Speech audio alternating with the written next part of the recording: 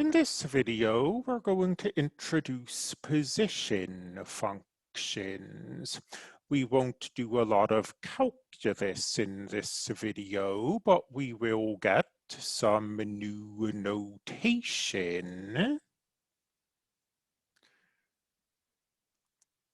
So suppose we have a number line, and something is moving around the number line.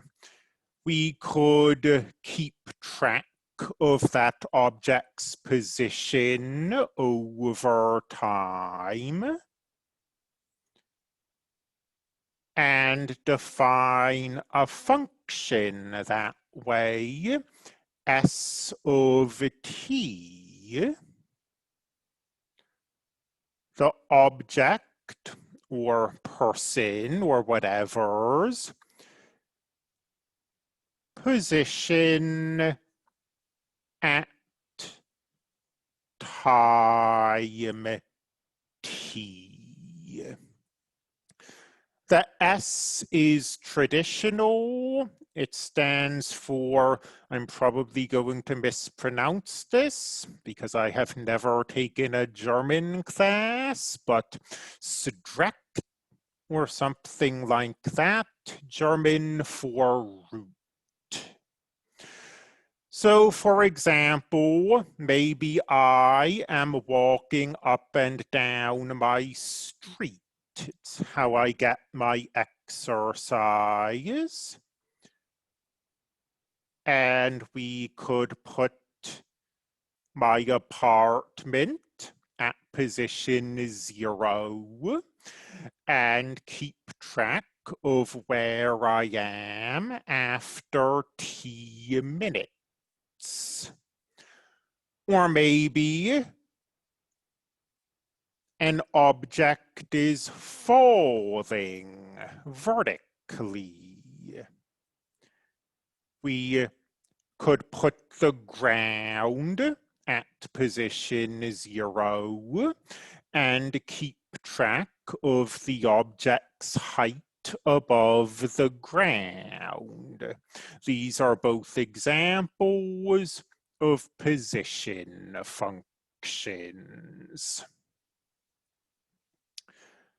A bit of notation. Actually, let me just start a new page. So a symbol that looks like a triangle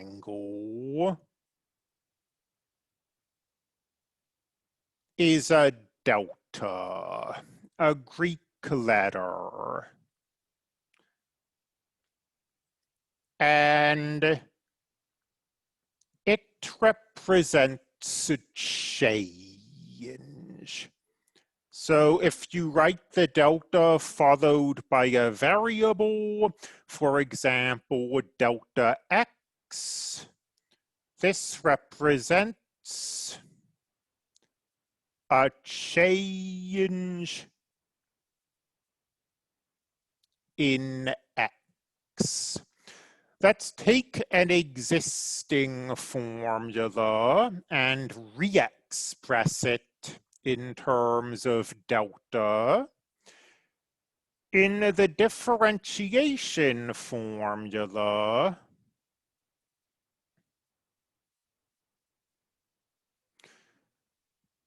we write intervals like this.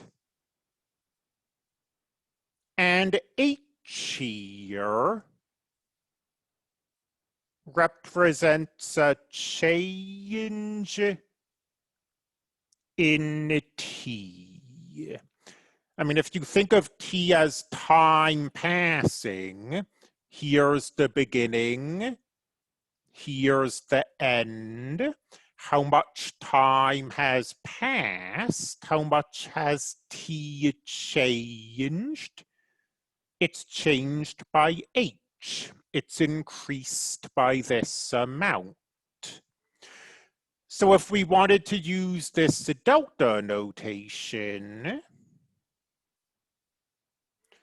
we could write delta t instead of h. And we'd be looking at an interval written like this. And let's tie this back to what we were just talking about. Let's say we've got a position function. And we're looking at the position function on this interval. Here's a definition we haven't seen before in this class, although it's just a standard English language definition. The displacement of a function, or of an object, I should say, on this interval is where it is at the end of the interval minus where it is at the beginning of the interval. So let's say we're looking at a bouncy ball, just going up and down vertically.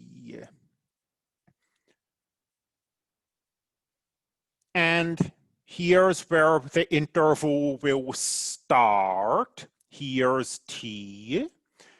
And let's say the ball falls down, hits the ground, and then bounces back up again here. So here's its initial position. Here's its ending position.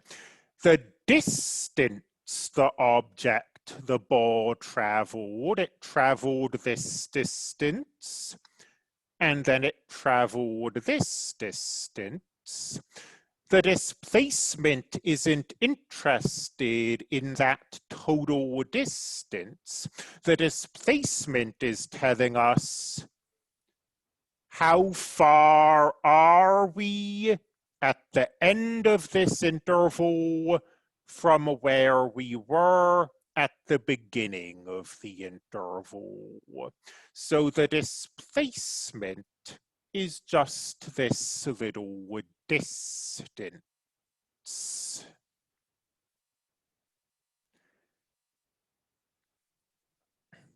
We can define the balls or any moving objects average velocity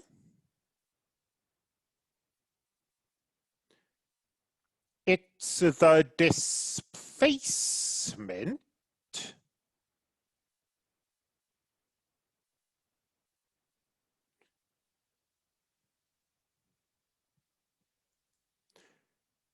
divided by the length of the time interval. Of course, we've seen these average rates of change before, and we have seen instantaneous rates of change. So this shouldn't come as a shock if we define the instantaneous velocity It's just the derivative. Our notation has changed slightly because now instead of an h, we have a delta t. But fundamentally, it's the same formula we're used to. So if we have a position function, we can talk about a velocity function. The velocity is the derivative of the position. And we can talk about acceleration as well. We can talk about jerk. We'll do these things in their own videos.